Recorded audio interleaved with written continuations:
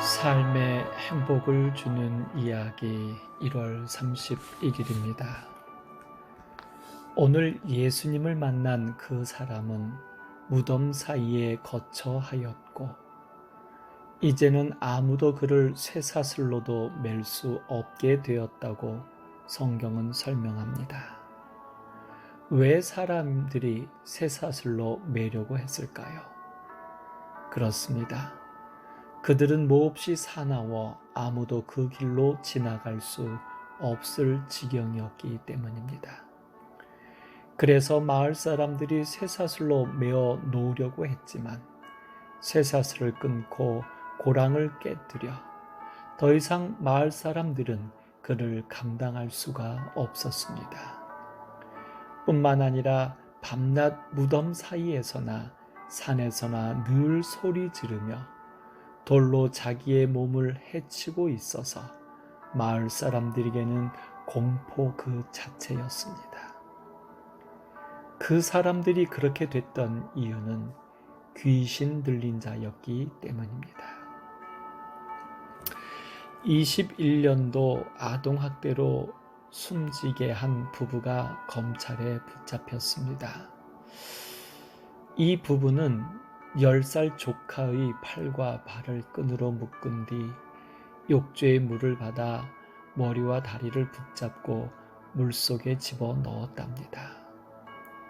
뿐만 아니라 플라스틱 파리채 등으로 3시간 동안 폭행하기도 했고 심지어 자신들이 키우던 개의 똥을 강제로 핥게 하기도 했답니다. 조카 씨양이 말을 듣지 않고 대소변을 가리지 못해 엄마가 이모에게 교육을 부탁했던 것입니다. 그런데 문제는 이모가 무속인으로 조카가 귀신이 들렸다고 믿었고 이를 쫓아내고자 학대를 저질렀다고 합니다. 참으로 가슴 아픈 일입니다. 오늘 예수님을 만난 거라사 지방의 귀신 들린 자도 어쩌면 그런 대우를 받았는지 모르겠습니다.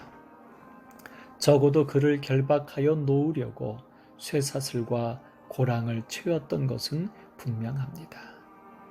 그리고 그가 무덤을 거처로 삼고 있습니다.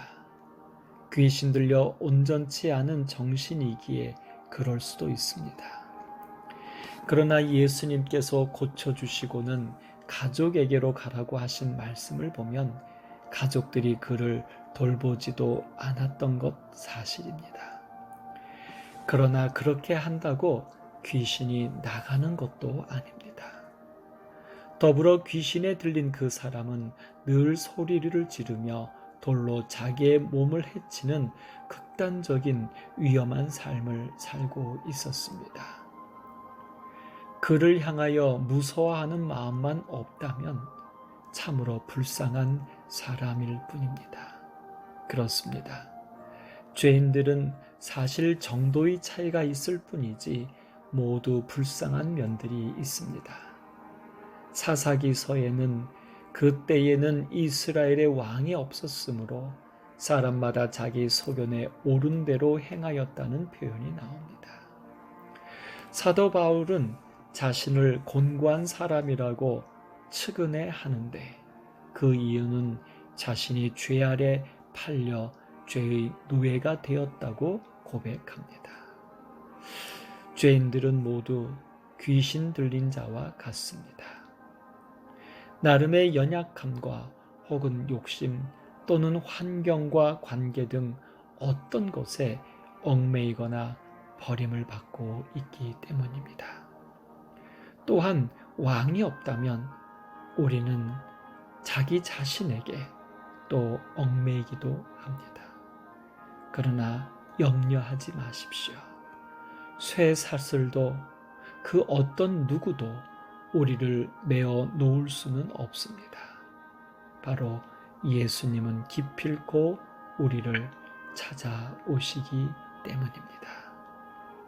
나를 찾아오시는 그 예수님 앞에 오늘 내 자신을 세워봅니다. 삶의 행복을 주는 이야기였습니다.